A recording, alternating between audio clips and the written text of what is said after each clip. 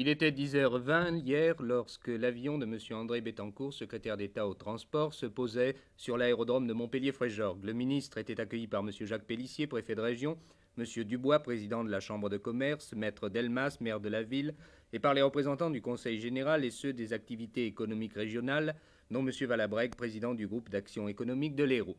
On notait aussi la présence du général Dallstein, commandant la division de Montpellier.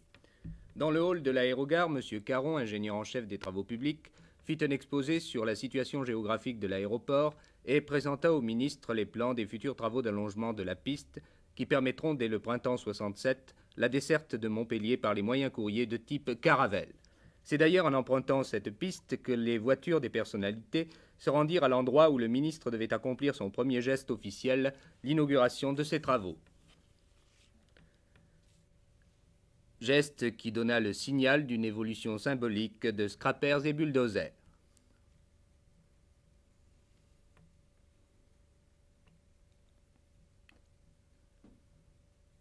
De retour dans le hall de l'aérogare, M.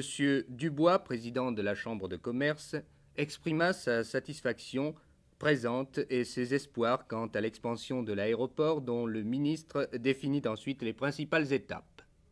L'ouverture du service triangulaire Paris-Montpellier-Nîmes-Paris a été le 4 juillet dernier l'une de ces étapes.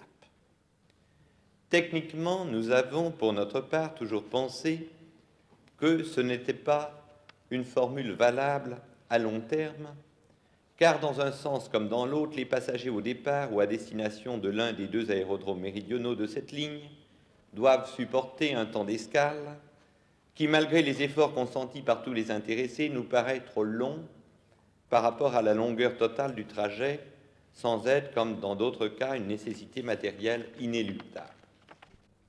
La création, dans 2 semaines, de ce service direct Paris-Montpellier-Paris sera, pour votre aérodrome et la région qu'il dessert, un grand avantage. Et si l'horaire prévu n'est peut-être pas celui qui vous paraît le plus satisfaisant, je dois préciser qu'il constitue, avec celui des 2 lignes quotidiennes à destination de l'aérodrome voisin Nîmes-Garon, un ensemble très adapté qui doit apporter à l'organisation de vos déplacements une souplesse satisfaisante. Et puis pour l'avenir, je ne doute pas que la croissance du trafic justifiera la mise en place de nouvelles fréquences qui seront organisées vers tel ou tel aérodrome selon les résultats des lignes existantes et surtout selon les besoins réels de la clientèle tels que nous nous attacherons à toujours mieux les connaître.